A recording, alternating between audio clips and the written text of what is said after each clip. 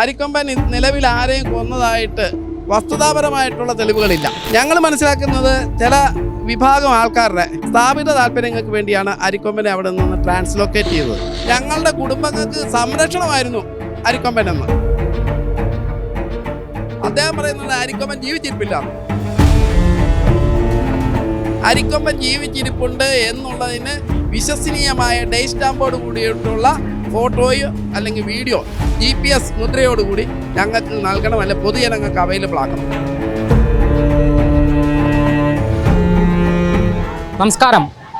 അരിക്കൊമ്പൻ എന്ന ആന ഇപ്പോൾ ഏത് വനത്തിലാണ്, എവിടെയാണ് തമ്പടിച്ചിരിക്കുന്നത്? 1 വർഷമായി അരിക്കൊമ്പനെ സർക്കാർ നാടുകടത്തിയിട്ട്. ഈ ഒരു വിഷയത്തിൽ ഇന്ന് പ്രതികരിക്കുകയാണ് ഒരു സംഘടന. പ്രതിഷേധ സംഗമം നടത്താനുള്ള കാരണം എന്താണ്? ഇന്ന് നമ്മുടെ കേരളത്തിൻ്റെ അഭിമാനമായിരുന്ന അല്ലെങ്കിൽ നമ്മുടെ കേരളത്തിൻ്റെ ഗരിമയുടെ സംസ്കാരത്തിൻ്റെ അടയാളമായിരുന്ന അരിക്കൊമ്പൻ എന്ന നമ്മുടെ എല്ലാം പ്രിയപ്പെട്ട കൊമ്പനെ കാടിറക്കിയതിൻ്റെ 1ാമത്തെ വാർഷികമാണിന്ന്. ആ വാർഷികത്തിൽ ഞങ്ങൾ voice four animals and environment foundation എന്ന സംഘടന നമ്മൾ പുതിയതായിട്ട് ഫോം ചെയ്ത സംഘടനയാണ്. അപ്പോൾ പാരിസ്ഥിതിക പ്രശ്നങ്ങൾ, അതുപോലെ മനുഷ്യ വന്യജീവി സംഘർഷം എന്നെല്ലാം പറഞ്ഞ് പല മീഡിയാസും പറയുന്ന ഇതിൻ്റെയൊക്കെ പരിസ്ഥിതി സംരക്ഷിക്കേണ്ടതിൻ്റെ എല്ലാ ഉത്തരവാദിത്വം ഊന്നി പറഞ്ഞുകൊണ്ട് അത് പൊതുജന മധ്യത്തിലേക്ക് എത്തുക, സമൂഹത്തിലെത്തിക്കുക, സർക്കാരിലെത്തിക്കുക, ഇത്തരം കാര്യങ്ങളാണ് നമ്മൾ ഉദ്ദേശിക്കുന്നത്. അതുപോലെ തന്നെ ഏറ്റവും പ്രധാനമായിട്ട് അതിൻ്റെ ഏറ്റവും പ്രയോറിറ്റി ആയിട്ട് നമ്മൾ പറയുന്ന ഒരു കാര്യം, അരിക്കൊമ്പൻ്റെ അവനെ തമിഴ്നാട്ടിലേക്ക് കമ്പത്തുനിന്ന് കൊണ്ടുപോയിട്ടുണ്ട്. ആ കൊണ്ടുപോയ അരിക്കൊമ്പൻ എവിടെയാണ്, അവൻ്റെ കൃത്യമായിട്ടുള്ള വീഡിയോ അല്ലെ ഫോട്ടോ നമുക്ക് വിത്ത് ഡേറ്റ് സ്റ്റാമ്പ്, ഗൂഗിൾ കോർഡിനേറ്റ്സ് ആയിട്ട് അവൻ്റെ ടൈം സ്റ്റാമ്പോട് കൂടിയ വീഡിയോ അല്ലെ ഫോട്ടോ നമുക്ക് അടിയന്തരമായിട്ട് ലഭ്യമാക്കണം. അതിനുശേഷം മൂന്നാറിൽ അല്ലെ ചിന്നക്കനാലിലേക്ക് അവനെ തിരിച്ചു കൊണ്ടുവരണം. അവനെ തടയാതിരുന്നാൽ മതി, അവൻ വരും. കാരണം ആനയെന്ന് പറഞ്ഞൊരു സാധാരണ ഒരു ജീവിയല്ല, നമ്മളെക്കാളും എല്ലാം മനുഷ്യനേക്കാൾ കൂടുതൽ എല്ലാ തരത്തിലുള്ള സെൻസും കാര്യങ്ങളും ഉള്ളതാണ്. അപ്പോൾ അവൻ തന്നെ ചിന്നക്കനാലിലേക്ക് വരും. അതിന് വേണ്ട സഹായം മാത്രം നമ്മൾ ചെയ്തു കൊടുത്താൽ മതി. അവനെ മയക്കുവെടിയൊന്നും വെക്കേണ്ട കാര്യമില്ല, അവനെ അല്ലാതെ തന്നെ എത്തിക്കാൻ പറ്റും. ആ ഒരു കാര്യം സർക്കാർ ഏറ്റെടുക്കേണ്ടതുണ്ട്. ആനയെന്ന് പറഞ്ഞാൽ പ്രവാസ ജീവിതം അങ്ങേയറ്റം ദുസ്സഹമായിട്ടുള്ള ഒരു ജീവിയാണ്. ഈ ആനകൾ പൊതുവെ നമുക്കറിയാം ഹേർഡായിട്ട് ഒരു ഗ്രൂപ്പായിട്ടാണ് അവർ പോകുന്നത്. അരിക്കൊമ്പന് ആ ഹേർഡിൻ്റെ അകത്തെ തലവനായിരുന്നു, അല്ലെ അവരുടെ കൂടെ ഉണ്ടായിരുന്ന ആനയാണ്. അപ്പോൾ അവനെ കാടിറക്കിയതിൻ്റെ 1ാം വാർഷികം നമ്മൾ എല്ലാ വർഷവും ആചരിക്കും. പാരിസ്ഥിതിക പ്രശ്നങ്ങൾ, വനം കയ്യേറ്റത്തിൻ്റെതായിട്ടുള്ള പ്രശ്നങ്ങൾ, ഇത്തരം കാര്യങ്ങളെല്ലാം നമ്മൾ കൂടുതലായിട്ട് ശ്രദ്ധിക്കേണ്ടതുണ്ട്. ഇപ്പം നമുക്കറിയാം കേരളം ഇന്ന് വരെ അഭിമുഖീകരിക്കാത്ത രീതിയിലുള്ള ഒരു തീച്ചൂളയിലേക്ക്, സാധാരണ മനുഷ്യൻ്റെ ജീവിതം അസാധ്യമായ രീതിയിലേക്കുള്ള ഒരു തീച്ചൂളയിലേക്ക് പൊയ്ക്കൊണ്ടിരിക്കുന്ന സമയത്ത് നമുക്ക് ഇത്തരം കാര്യങ്ങൾക്ക് അങ്ങേയറ്റത്തെ പ്രസക്തിയുണ്ട്. അത് സർക്കാരാണേലും സാധാരണ ജനമാണേലും ഇത്തരം കാര്യങ്ങൾ അഡ്രസ്സ് ചെയ്യണം. നമ്മൾ അതേക്കുറിച്ച് സ്റ്റഡി ചെയ്യണം. അതിനെന്ത് പരിഹാരങ്ങൾ നമ്മൾ കണ്ടുപിടിക്കാൻ ഇനി ഒട്ടും വൈകിക്കൂടാ. അത്തരം കാര്യങ്ങളാണ് ഇന്ന് നമ്മൾ മെയിനായിട്ട് എത്തിക്കുന്നത്. അതുപോലെ അവൻ്റെ തിരിച്ചു വരവും ഇമ്മീഡിയറ്റായിട്ട് ഫോട്ടോ ഓർ വീഡിയോ ഞങ്ങൾക്ക് കിട്ടണം with Google coordinates and time stamp. അരിക്കൊമ്പനുമായി ബന്ധപ്പെട്ട എന്തൊക്കെ ആവശ്യങ്ങളാണ് ഉന്നയിക്കുന്നത്? അരിക്കൊമ്പനുമായിട്ട് പ്രധാനപ്പെട്ട ഞങ്ങൾ ഉന്നയിക്കുന്ന ആവശ്യങ്ങൾ എന്താണെന്ന് വെച്ച് കഴിഞ്ഞാൽ, അരിക്കൊമ്പൻ ഇന്ന് ഏപ്രിൽ 29 ചെയ്യുമ്പം ഇവിടുന്ന് അവനെ ട്രാൻസ്ലോക്കേറ്റ് ചെയ്തിട്ട് 1 വർഷം തികയാണ്. ഈ ട്രാൻസ്ലൊക്കേഷൻ തന്നെ ഞങ്ങൾ പല രീതിയിൽ RTI മുഖാന്തരം ഒക്കെ അന്വേഷിച്ചപ്പം അരിക്കൊമ്പൻ നിലവിൽ ആരെയും കൊന്നതായിട്ട് വസ്തുതാപരമായിട്ടുള്ള തെളിവുകളില്ല, ആരോപിക്കപ്പെടുന്നതേ ഉള്ളൂ. അരിക്കൊമ്പനെ അവിടുന്ന് ചിന്നക്കനാലിൽ നിന്ന് നീക്കിയതിൻ്റെ 2 ദിവസത്തിന് ശേഷം പിന്നീട് അവിടെ ആക്രമണങ്ങൾ നടന്നിട്ടുണ്ട്. അപ്പം അരിക്കൊമ്പനായിരുന്നു അവിടെ ആക്രമണം നടത്തിയിരുന്നത് എന്നതിന് ശക്തമായ തെളിവുകളൊന്നുമില്ല. ഞങ്ങൾ മനസ്സിലാക്കുന്നത് ചില വിഭാഗം ആൾക്കാരുടെ സ്ഥാപിത താല്പര്യങ്ങൾക്ക് വേണ്ടിയാണ് അരിക്കൊമ്പനെ അവിടെ നിന്ന് ട്രാൻസ്ലോക്കേറ്റ് ചെയ്തത്. ഇന്നിപ്പോൾ അരിക്കൊമ്പനെ മാത്രമല്ല, പിന്നീട് അവിടുന്ന് ചക്കക്കൊമ്പൻ, മൊട്ടവാലൻ, അങ്ങനെ ഓരോരോ ആനകളുടെ പേര് പറഞ്ഞ് അവയെ അവിടുന്ന് നീക്കം ചെയ്യണം എന്നുള്ള അവരുടെ അഭിപ്രായം. അതിന് പിന്നിൽ പ്രവർത്തിക്കുന്നത് ഞങ്ങളെ സംബന്ധിച്ചിടത്തോളം ഭൂമാഫിയകളും റിസോർട്ട് മാഫിയകളും അതുപോലെയുള്ളവരാണ്. അവർ യഥാർത്ഥത്തിൽ കർഷകരുടെ പേരും പറഞ്ഞുകൊണ്ട് ഈ വിഷയത്തെ സാമൂഹ്യവൽക്കരിക്കാൻ ശ്രമിക്കുകയാണ്. യഥാർത്ഥത്തിൽ കർഷകർ എന്ന് പറയുന്നവർ അവിടുത്തെ തദ്ദേശവാസികൾ അരിക്കൊമ്പനെ അവിടുന്ന് നീക്കം ചെയ്തപ്പം അതിനെതിരെ ശക്തമായിട്ടുള്ള പ്രതിഷേധമായിട്ട് അവിടെ ഇരുന്ന് നിങ്ങൾ മീഡിയകളെല്ലാം റിപ്പോർട്ട് ചെയ്തതാണ്. അതിൻ്റെ അർത്ഥം അവിടുത്തെ തദ്ദേശവാസികൾ അവനെ അവിടുന്ന് നീക്കിയപ്പോൾ അവരുടെ ഐശ്വര്യം പോലും നഷ്ടപ്പെട്ടതായിട്ടാണ്. അവർ പല സ്ത്രീകളും അവിടെയുള്ള പ്രത്യേകിച്ച് ആദിവാസി സ്ത്രീകൾ വളരെ വ്യസനത്തോടു കൂടി പറയുകയുണ്ടായി, ഞങ്ങളുടെ കുടുംബങ്ങൾക്ക് സംരക്ഷണമായിരുന്നു അരിക്കൊമ്പനെന്ന്.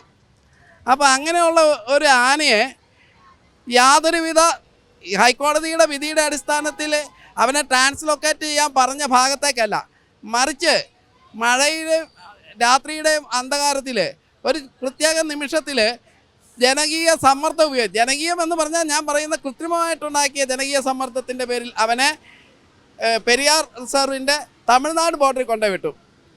അങ്ങനെ വിട്ട ആന യഥാർത്ഥത്തിൽ ട്രാൻസ്ലൊക്കേറ്റ് ചെയ്യുന്നതിന് മുമ്പ് ഇതിനെ മയക്കുമടി വെച്ചു. അപ്പോൾ മയക്കുമടി വെച്ചതിൻ്റെ ഭാഗമായിട്ട് ലക്കില്ലാതെ നടക്കുന്നതാണ്. അങ്ങനെ നടന്ന ആന അത് ആ തമിഴ്നാട് ഭാഗത്തേക്ക് പോയി. പിന്നീട് അത് തിരിച്ചു വരാൻ ആന നമ്മളെപ്പോലെയല്ല, മനുഷ്യന് ഞാൻ ദീർഘകാലം ഗൾഫിലുണ്ടായിരുന്നു, 10 വർഷം അതിലേറെയും വർഷം കുടുംബങ്ങളിൽ നിന്നും മറ്റുള്ളവരിൽ നിന്ന് വിട്ടു നീക്കുന്ന ജീവിതങ്ങളെ ഞാൻ കണ്ടിട്ടുണ്ട് അവിടെ. പക്ഷേ മൃഗങ്ങൾ അങ്ങനെയല്ല, പ്രത്യേകിച്ച് ആനകൾ, അവയ്ക്ക് അവരുടെ വർഗ്ഗങ്ങളിൽ അല്ലെങ്കിൽ അവരുടെ കൂട്ടങ്ങളുമായിട്ട് വിട്ടുപിരിഞ്ഞ് അങ്ങനെ താമസിക്കാൻ പറ്റുന്നതല്ല. അവ സ്വാഭാവികമായിട്ട് അവരുടെ കൂട്ടങ്ങളിലേക്ക് തിരിച്ചു വരും, ആനകൾ പ്രത്യേകിച്ച്. അതിനുള്ള ധാരാളം തെളിവുകൾ ഇന്ത്യയിൽ തന്നെ ഉണ്ടായിട്ടുണ്ട്.